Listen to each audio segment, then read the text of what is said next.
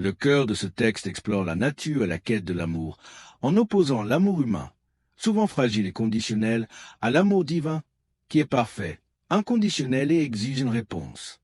À travers des récits personnels et des références bibliques, il illustre la différence entre une foi superficielle et une relation authentique avec Dieu, une relation qui nous pousse à le chercher avec ferveur, car c'est en lui seul que se trouve la paix et l'épanouissement. Sur mon lit, pendant la nuit, j'ai cherché celui que mon cœur aime. Je l'ai cherché, et je ne l'ai pas trouvé. Je me lèverai, je ferai le tour de la ville, dans les rues et sur les places, et je chercherai celui que mon cœur aime. Je l'ai cherché et je ne l'ai pas trouvé. Les gardes qui font la ronde dans la ville m'ont rencontré. Avez-vous vu celui que mon cœur aime? Leur ai-je demandé. À peine les avais-je dépassés que j'ai trouvé celui que mon cœur aime. Je l'ai saisi et je ne l'ai pas lâché jusqu'à ce que je l'ai ramené dans la maison de ma mère, dans la chambre de celle qui m'a conçu. La nature de l'amour divin. Qu'est-ce que l'amour a à voir là-dedans? Père, je prie pour que l'ancien du Saint-Esprit s'empare de ce lieu. Sature-nous d'une telle action de ta part, au point que nous cessions d'être ce que nous étions. Nous en avons assez de fonctionner dans le naturel. Nous voulons entrer dans le surnaturel. Nous sommes dans ta maison, rassemblés au nom de Jésus pour t'adorer. C'est un privilège d'y entrer, un privilège d'entrer dans ce que tu es sur le point de faire. Je te remercie, Seigneur, pour chaque place dans ce bâtiment. Je te remercie, même si je ne fais rien d'autre que d'écouter cette cassette. Je te remercie pour la cassette, j'en ai besoin. Je le reçois dans mon esprit. Au nom de Jésus, que quelqu'un crie Amen. Jésus a dit que le plus grand commandement de tous est que tu aimes le Seigneur, ton Dieu, de tout ton cœur, de toute ta pensée et de toute ton âme. Que tu l'aimes si intensément, si complètement, si totalement, que tu tombes follement amoureux, désespérément amoureux de Dieu, au point de ne plus pouvoir penser, fonctionner ou agir clairement sans lui. L'amour humain est la passion. La plupart des gens ont oublié ce qu'est l'amour. Ils ont oublié à quel point l'amour est grisant et influe, comment il affecte votre fonctionnement, votre façon de penser et de ressentir les choses. Quand vous êtes amoureux, vos sens sont émoustillés, votre esprit est enamouré et vos pensées sont enivrées. Vous titubez du doux élixir du souvenir de la personne que vous étreignez à votre gré dans votre esprit. La simple pensée de la personne met tous vos nerfs en émoi. Vous pensez à elle. Le travail ne semble plus laborieux. Vous pouvez être au travail sans vraiment travailler, car votre esprit est distrait des routines rituelles banales qui vous occupent. Vous vous élevez vers des hauteurs de pensées intimes qui vous ramènent aux étreintes, aux souvenirs, à l'affection, au toucher, au parfum, à l'odeur et à la proximité de la personne que vous fréquentez. C'est ce genre de passion que Dieu veut avoir avec vous. L'amour divin révélé à la croix. Le problème, c'est que Dieu opère à un niveau tellement plus élevé que le nôtre. Toute autre personne dans notre vie veut quelque chose de notre corps ou de notre esprit. Dieu, lui, veut quelque chose de notre esprit.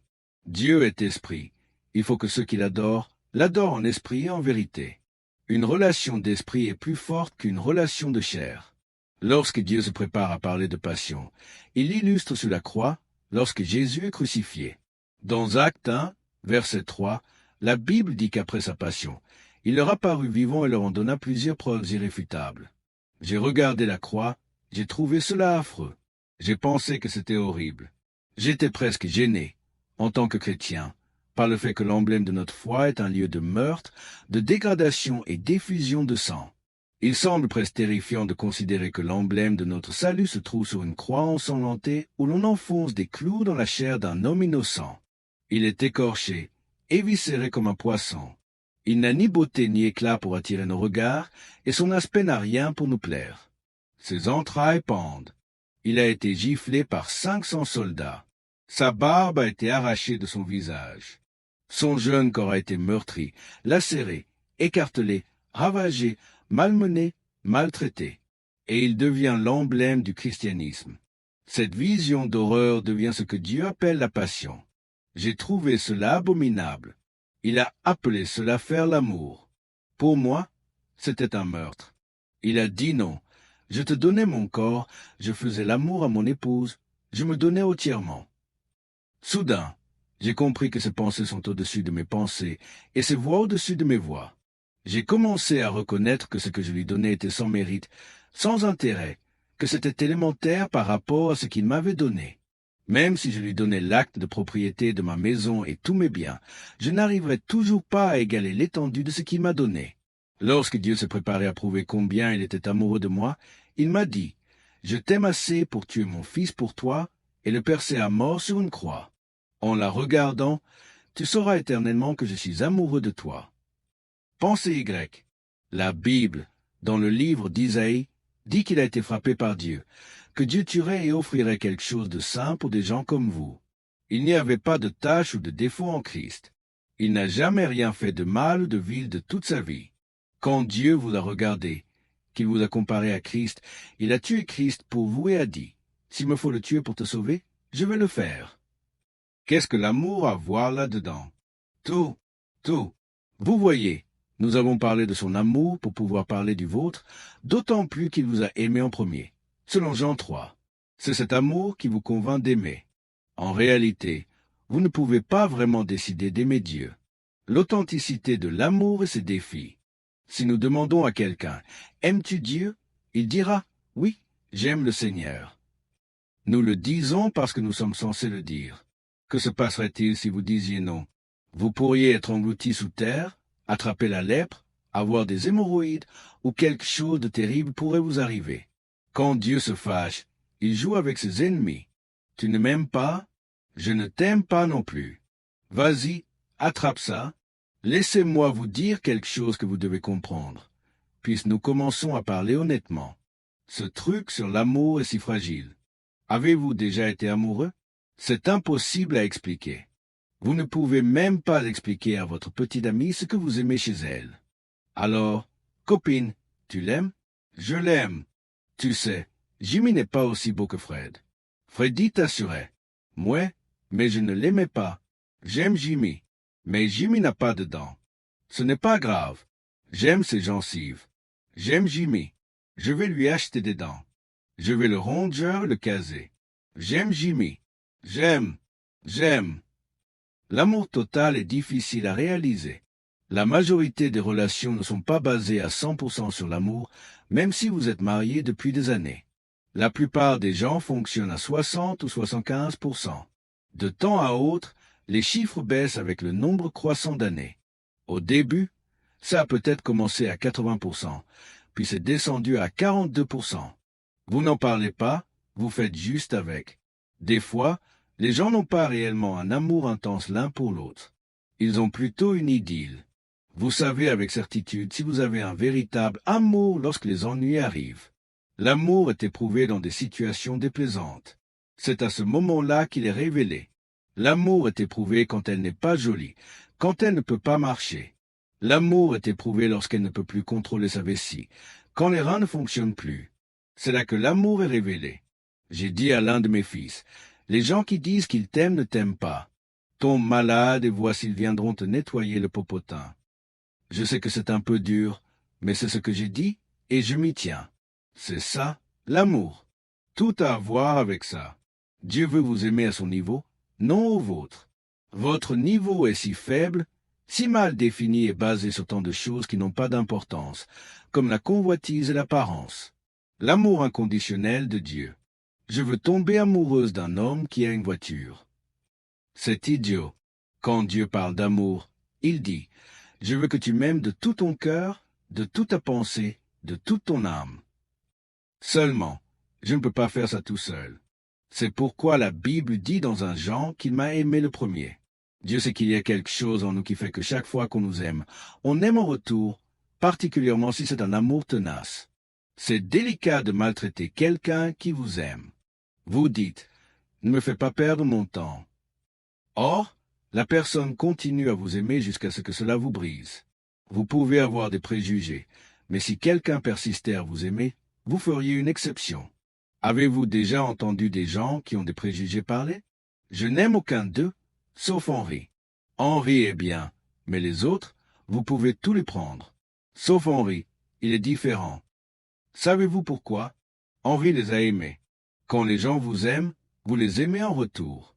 L'amour exige une réponse. Vous ne pouvez pas simplement le recevoir et rester indifférent. Vous devez y répondre. La seule raison pour laquelle vous pouvez vous asseoir ici et être indifférent à Dieu est que vous ne savez pas qu'il vous aime. En fait, la plupart des gens viennent à l'église en essayant de faire en sorte que Dieu les aime. Ils pensent que s'ils se comportent bien, s'ils font tout comme il faut, Dieu les aimera. Or, la Bible dit que Dieu a prouvé son amour envers nous en ce que, lorsque nous étions encore pécheurs, Christ est mort pour nous. Je ne suis pas sûr que notre génération ait franchement déjà entendu l'Évangile. Je parle du vrai Évangile, le vrai et glorieux Évangile de Jésus-Christ, celui où Dieu tombe amoureux d'un misérable. Quand Dieu fut prêt à parler de son amour pour nous, il a dit à un prophète d'aller épouser une prostituée. Il a dit, « Je veux que tu saches comment j'aime. Je veux que tu aimes une traînée. Je veux que tu l'épouses, que tu la laisses te tromper et que tu la rachètes. Je veux que tu vois ce que je vis en t'aimant. Je t'aime. Toi, tu me trompes, mais je continue à te racheter. Je continue à te tirer d'affaire. Je continue à te reprendre parce que je tiens à toi. Même quand tu ne penses pas à moi, je continue à te tirer vers l'avant. » Quand on commence à parler de l'amour de Dieu, on parle de choses profondes. Il vous aime.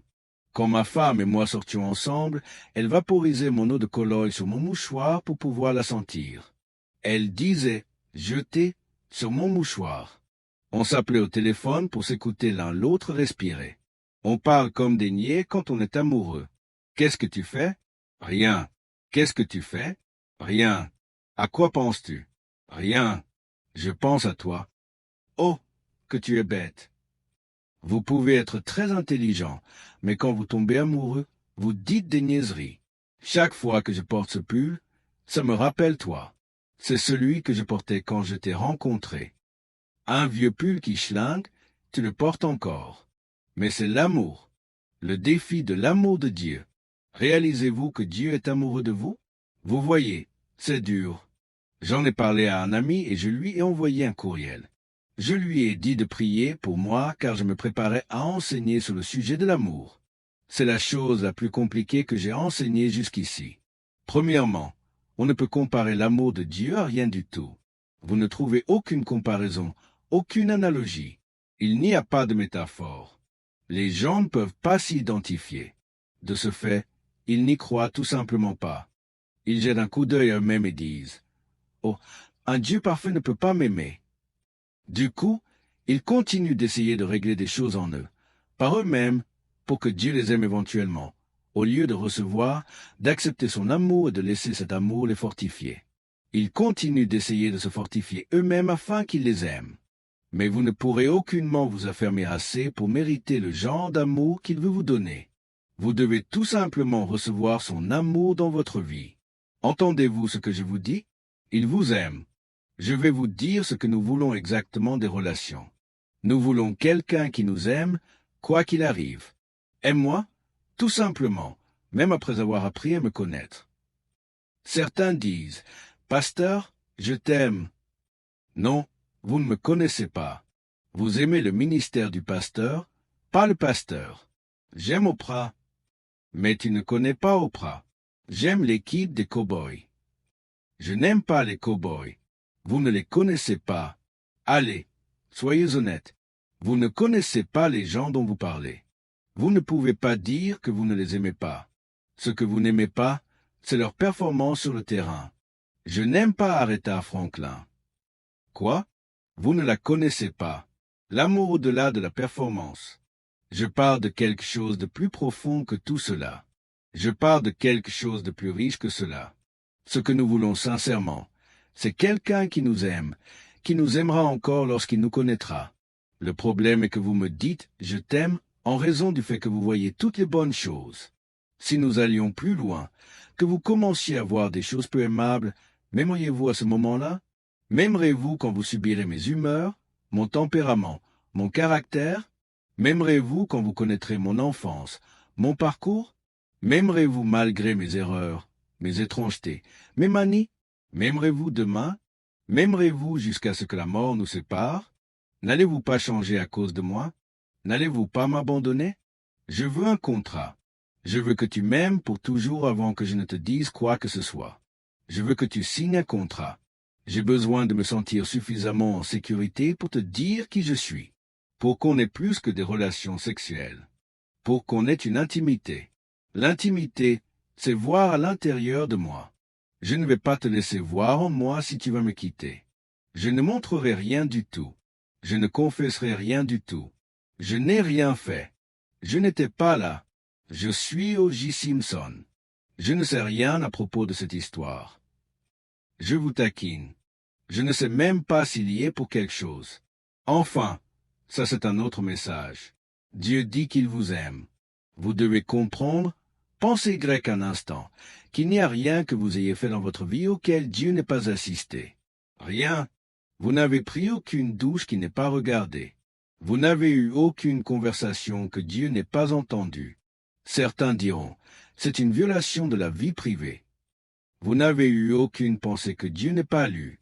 Il n'y a absolument rien sur vous que Dieu ne connaisse. Rien, rien. Vous pourriez aller dans un donjon, une cave, un placard, les lumières complètement éteintes, portant une robe noire, Dieu vous verrait quand même.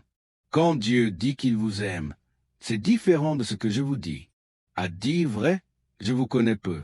Vous pourriez sortir de votre arc quelque chose qui me perturberait. Je vous dirais en ce cas, je pensais t'aimer, or je m'étais entiché de toi. Je traversais quelque chose à ce moment-là. Je pensais que j'étais amoureux. J'ai réalisé rétrospectivement que c'était juste une toquade. Nous étions deux personnes brisées qui avaient juste besoin l'une de l'autre. Nous traversions une crise. C'était, à vrai dire, plus une relation de codépendance. À présent, j'ai repris mes esprits.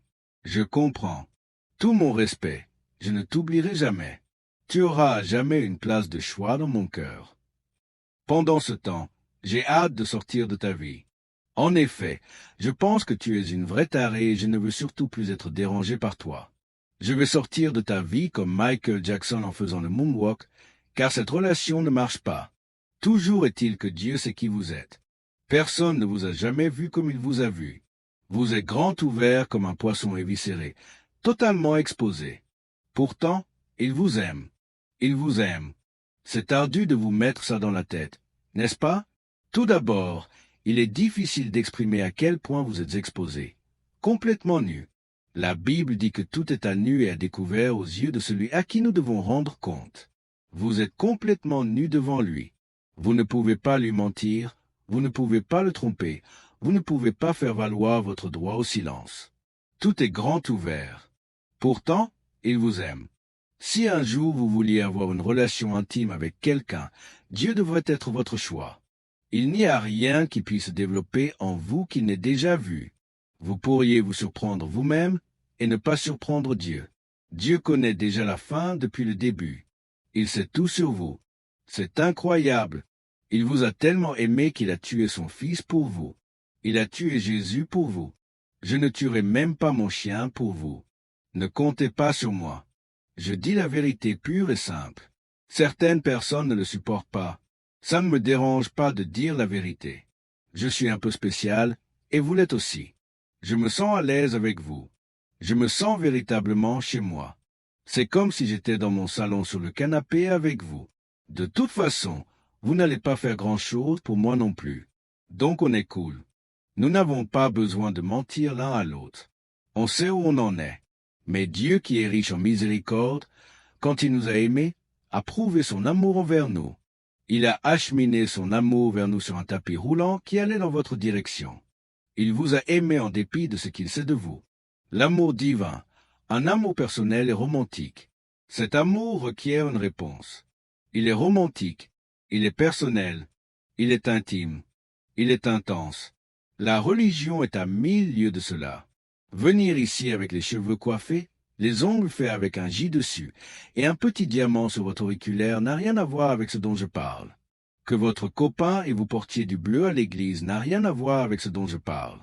Je parle de tomber follement, incroyablement, totalement, irrévocablement amoureux de Dieu, en raison du fait qu'il est votre source, votre force, votre défense et votre secours. Je parle de le rencontrer le matin, le soir, au milieu de la nuit.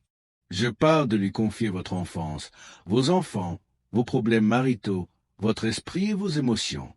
Je parle de tout donner à Dieu. Je parle d'avoir une relation intime où vous pouvez lui parler, être réel avec lui, arrêter de lui mentir, ouvrir votre cœur et dire « Seigneur, voici qui je suis réellement. J'ai besoin que tu me remettes sur pied, que tu m'aides, que tu me délivres. J'ai besoin de toi, j'ai besoin de toi. Même si Harry ne reste pas, même si Marie part, même si Freddy m'abandonne, Dieu, j'ai encore besoin de toi. » L'amour qui exige une réponse. Comment pouvez-vous recevoir ce genre d'amour et ne pas lui répondre? Cet amour exige une réponse. Vous ne pouvez pas rester assis là indifférent pendant 20 ans à essayer de décider si vous allez lui rendre l'appareil. Cet amour exige une réponse.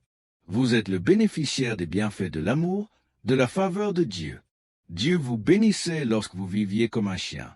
Il veillait sur vous lorsque vous étiez dans le péché. Il vous protégeait. La seule raison pour laquelle vous êtes encore en vie aujourd'hui est que Dieu s'est interposé entre vous et la mort. Il a dit, « Mort, tu ne peux pas l'avoir. Donne-lui une autre chance. Aie pitié d'elle. Vous lui devez la louange. Ça ne devrait pas être pénible de louer Dieu. Vous êtes redevable à Dieu. Il vous a aidé durant vos études. Il vous a aidé à entrer au barreau. Il vous a aidé à avoir votre permis. Quand vous faisiez une dépression nerveuse, il a protégé votre esprit. Il vous a empêché de vous effondrer. Vous devez votre vie à Dieu. Il a veillé sur vous pendant la nuit. Il vous a empêché de vous étouffer dans votre sommeil. Il a fait battre votre cœur au milieu de la nuit. Vous devez tout à Dieu. La nécessité de chercher Dieu avec ferveur. Cette femme dans le Cantique des Cantiques, qui est l'ombre de l'Ancien Testament et une représentation de la relation de l'épouse et de l'époux dans le Nouveau Testament, dit « Je l'ai cherché sur ma couche ». La force de sa déclaration réside dans la recherche. L'amour produit une recherche. Lorsque vous l'aimez, vous le cherchez. Prenons Hébreux 11, verset 6. Il est dit « Or sans la foi, il est impossible de lui être agréable, car il faut que celui qui s'approche de Dieu croie que Dieu existe et qu'il est le rémunérateur de ceux qui le cherchent assidûment. » Chercher Dieu signifie que vous allez devoir faire un effort. La femme dans Cantique a dit « Je l'ai cherché sur ma couche ». La Bible dit que Dieu est le rémunérateur non pas de ceux qui le cherchent occasionnellement, mais de ceux qui le cherchent assidûment. J'aimerais vous demander, êtes-vous un chercheur acharné de Dieu?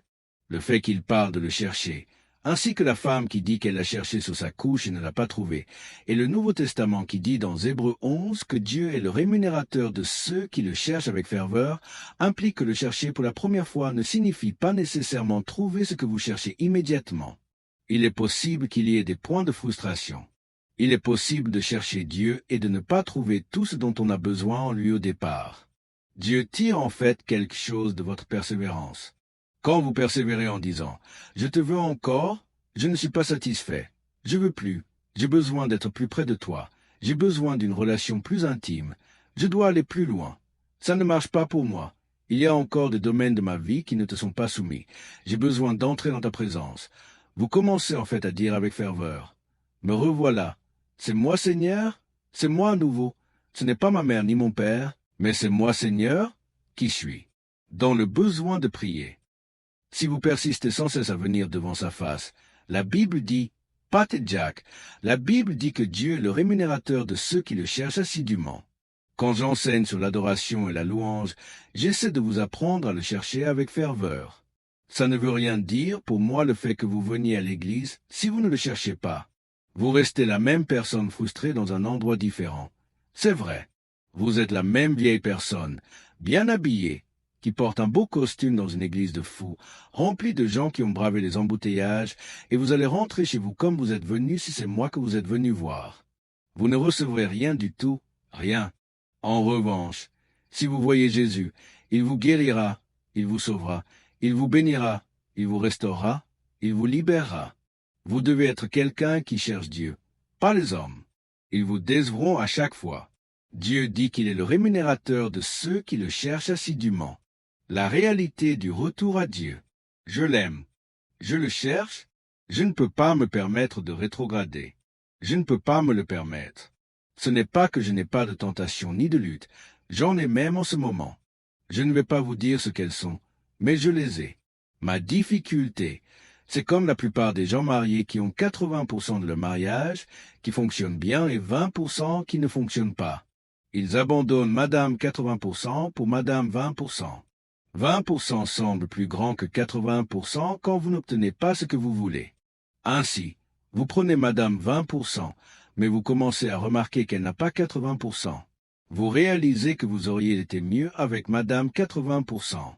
Seulement, maintenant, elle ne vous parle plus. Vous avez gâché toute votre vie pour rien. S'il fallait que j'abandonne Dieu pour rejoindre le monde, il me faudrait me débarrasser de toutes les radios, toutes les télévisions. Je ne pourrais être entouré d'aucun prédicateur, d'aucun genre de ministère.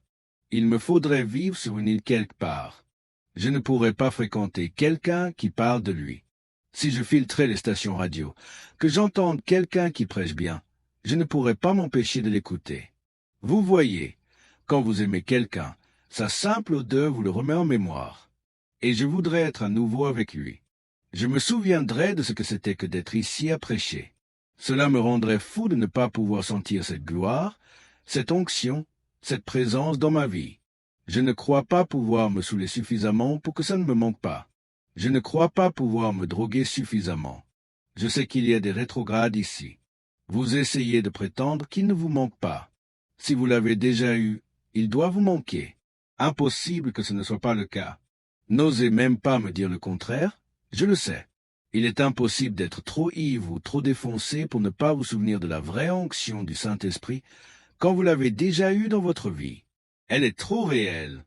La drogue ne touche pas le Saint-Esprit. Alors vous réalisez qu'il vous manque, que vous l'aimez, que vous devez le chercher. Je suis venu à lui quand un prédicateur a reconnu mon appel à l'âge de 17 ans. J'ai fui mon appel pendant 1 an et demi. Je courais les rues çà et là en essayant de m'éloigner de l'appel de Dieu. Je m'asseyais sur les tabourets des bars, des boîtes de nuit et les gars qui étaient me parlaient des rêves dans lesquels ils me voyaient prêcher. Mec, je t'ai vu dans cette église. J'ai fait le rêve le plus fou à ton sujet. On était là, on buvait du gin et du jus. J'ai rêvé que tu prêchais. Mon gars, tu sautais partout, les gens criaient. Voilà que je devais aussi fuir la boîte de nuit. Comme Jonas, je fouillais. Or, David a dit, si je me couche au séjour des morts, Y voilà. Si je prends les ailes de l'aurore et que j'aille habiter à l'extrémité de la mer, ta droite me saisira. La vérité est que je l'aime. Je l'aime. J'aime l'idée de lui. J'aime le concept de n'être en aucune circonstance seul. J'aime l'idée d'avoir du secours. Un amour irrévocable. Je l'aime. J'ai besoin de lui. Finalement, j'ai dit, je suis faible. Je suis dans l'erreur. Néanmoins, je vais le chercher, étant donné que rien d'autre ne marche de toute façon. La Bible a dit, cherchez et vous trouverez. Frappez et l'on vous ouvrira. Demandez et l'on vous donnera. Cette femme a dit, je ne pouvais pas rester dans mon lit. Elle a dit, j'ai cherché celui que mon âme aime. Je me suis levé de mon lit pour le chercher. Regardons le Cantique des Cantiques. Sur ma couche, pendant les nuits, j'ai cherché celui que mon cœur aime. Je l'ai cherché, et je ne l'ai point trouvé. Je me lèverai et je ferai le tour de la ville, dans les rues et sur les places. Certains d'entre vous sont dans les rues en ce moment. Vous cherchez Dieu. Vous êtes liés à des relations, mais ce n'est pas la relation que vous recherchez, mais Dieu. Si c'était juste un besoin charnel, vous avez le corps. Si c'était juste un échange intellectuel, vous avez eu cela. Je vais vous dire pourquoi vous avez encore faim. Votre esprit est à la recherche de Dieu. Vous essayez de le trouver dans tous les mauvais endroits. Vous le cherchez chez les gens, dans les choses. Vous allez dans les rues à sa recherche. Il n'est pas là. Il n'est pas là. Elle a dit, je suis allé partout. Dans les places, je chercherai celui que mon cœur aime. Je l'ai cherché et je ne l'ai point trouvé. Il n'est pas là. Il n'est pas au fond de la bouteille. Il n'est pas dans la pipe à herbe. Il n'y est pas. Il y a beaucoup de gens qui ont été au fond de la pipe à herbe. Ils pourront vous dire qu'il n'y est pas. Je vais aller plus loin. Il n'est pas dans la religion. Il y a des gens dans cette pièce qui font partie de 5 églises. Il n'est pas dans la religion. Si vous ne venez pas ici en transcendant le bâtiment et l'homme pour entrer dans ses portes avec des louanges, dans ses parvis avec des cantiques, il ne sera pas là. Au-delà de l'homme, vers Dieu. Laissez-moi vous montrer quelque chose. Au verset 3, il est dit, « Les gardes qui font la ronde dans la ville m'ont rencontré. » Avez-vous vu celui que mon cœur aime? C'est ça mon travail en tant que garde. Elle est allée voir le garde et lui a demandé, « As-tu vu celui que mon cœur aime? » Avoir un bon prédicateur n'est pas tout, parce que tout ce que vous faites, c'est venir le regarder et vous en faites un divertissement. Il s'évertue jusqu'à la mort à essayer de remplacer votre manque d'intimité avec Dieu, mais vous essayez de faire en sorte que tout le monde connaisse le prédicateur. Je n'arrive pas à croire que tu vas dans une église où on ne serre pas la main au pasteur. Ça n'a pas de sens. Ça fait 25 ans que je connais le révérend Johnson. Quand mon enfant est né, il est venu à l'hôpital avec Hélène. Il a mangé du poulet. Il était assis et a prié pour nous et mon mari. C'est un grand homme de Dieu. Je n'arrive pas à croire que tu vas dans une église où tu ne connais pas le pasteur. C'est quel genre d'église ça? Eh bien quoi? Qu'est-ce que ça fait si tu connais le révérend Johnson, que tu lui aies serré la main et qu'il ait prié pour ton enfant? Après lui avoir serré la main, ta main est-elle devenue différente? Je veux savoir, ta main a-t-elle changé? Jésus est-il mort sur la croix juste pour que vous rencontriez un plaisantin en costume noir? Non. Il est mort pour que vous ayez une relation personnelle avec Dieu, pas avec moi. Je continue ma lecture. Les gardes qui font la ronde dans la ville m'ont rencontré. Avez-vous vu celui que mon cœur aime? 4e verset. Ce que j'aime dans ce passage, à peine les avais-je passés que j'ai trouvé celui que mon cœur aime. Si vous alliez au-delà du fait de connaître les prédicateurs, un peu plus loin que le fait de connaître qui Dieu utilise, que vous connaissiez le Dieu qui les utilise, si vous alliez juste un peu plus loin, vous le trouveriez. C'est pour cette raison que j'enseigne sur l'adoration et la louange. Je dois vous apprendre à faire abstraction de moi. Si je ne vous l'enseigne pas, Dieu va me tuer. C'est un Dieu jaloux. Il a dit, « Tu n'auras point d'autre Dieu devant ma face. » Tout mon travail consiste à vous présenter à lui. Ce n'est pas de vous présenter à moi. Ce n'est pas mon travail de vous rapprocher de moi. Ma tâche est de vous rapprocher de Dieu. Dieu est jaloux. Je ne peux pas jouer avec vous. Dieu est amoureux de vous. Vous savez comment les gens sont lorsqu'ils sont amoureux. Dieu me tuerait pour vous. Si je m'interposais entre vous et lui, il m'écarterait du chemin. Il a dit, « Tu n'auras pas d'autre Dieu devant ma face. » Dieu vous veut. Vous savez tout ce que les premiers apôtres ont fait et dit quand ils accomplissaient de grands prodiges et œuvraient dans l'esprit. Les gens tombaient à terre et voulaient les adorer.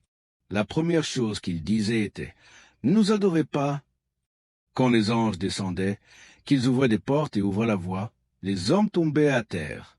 Les anges disaient, « Ne nous adorez pas. » Savez-vous pourquoi? Dieu est jaloux. Il est amoureux de vous. Si vous commencez à trop me donner, ça va l'énerver. Peu importe si je vous ai amené à Christ. Peu importe si je vous ai appris votre premier verset. Vous pouvez m'honorer, mais ne m'adorez pas. Lorsqu'on en vient à l'adoration, Dieu est jaloux. Il veut votre louange. Il veut que vous parliez de lui. Il veut que vous parliez de sa bonté, de combien il est incroyable, du fait qu'il peut tout faire, tout accomplir, tout résoudre. Il est parfait, il est saint, il est invincible, il est tout-puissant. Arrêtez d'adorer quiconque d'autre que Dieu. L'expérience authentique de la foi. Elle dit, « J'ai trouvé celui que mon cœur aime. » Après une longue recherche, à travers le péché, à travers les choses, à travers les gens, finalement, elle dit, « Je l'ai trouvé. » La semaine dernière, j'ai prêché sur comment trouver la porte. Il veut que votre esprit s'ouvre à lui.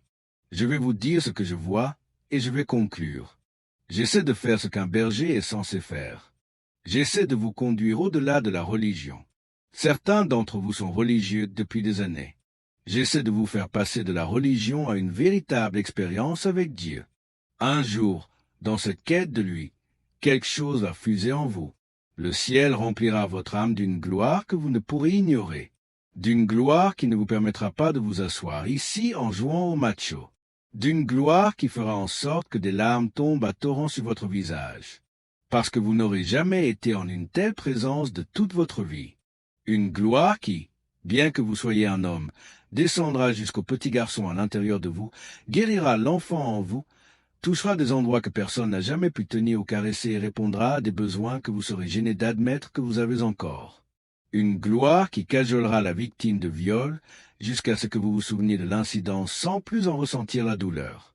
Une gloire qui tombera si fortement dans votre esprit que, pour une fois dans votre vie, vous commencerez à indubitablement ressentir une vraie paix.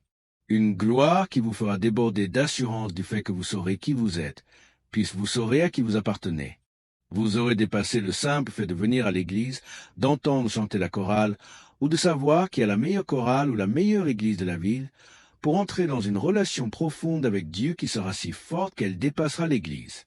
En fait, en roulant sur la route dans votre voiture, l'Esprit de Dieu deviendra si fort que vous aurez l'onction de la louange qui éclatera dans votre esprit. Dieu vous parlera lorsque vous arriverez à l'église le dimanche. Le prédicateur ne fera que témoigner de ce que Dieu aura déjà dit dans votre vie parce que vous serez tombé amoureux de Dieu. Entendez-vous ce que je vous dis?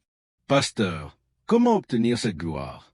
Comment puis-je aller au-delà du simple fait de remplir mes obligations devant Dieu, de venir à l'église, d'avoir toute cette routine?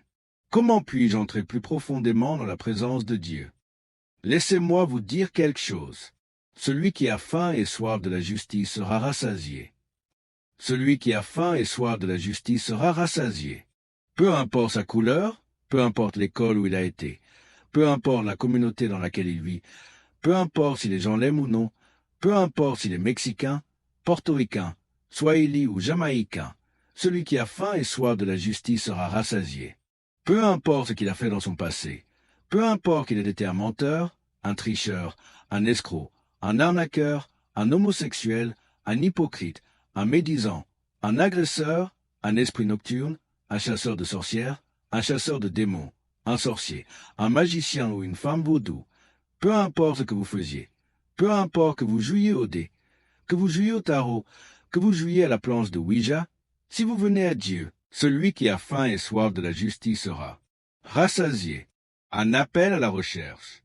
Si vous vous décidez de rechercher Dieu, que vous renonciez à venir à l'église pour jouer à celui qui est cool, désinvolte, lorsque vous allez vous asseoir, si vous décidiez d'avoir faim, que vous commenciez à frapper à la porte, à lui poser des questions, à chercher Dieu. Dieu vous ouvrira une porte, vous emmènera dans une dimension de gloire que vous n'aurez aucunement expérimentée auparavant. Qu'est-ce que l'amour a à voir là-dedans? Tout à y voir. Il est peut-être votre seule chance d'avoir un jour l'amoureux de vos rêves. N'importe qui peut aimer votre corps, mais Jésus est l'amoureux de votre âme. C'est personnel.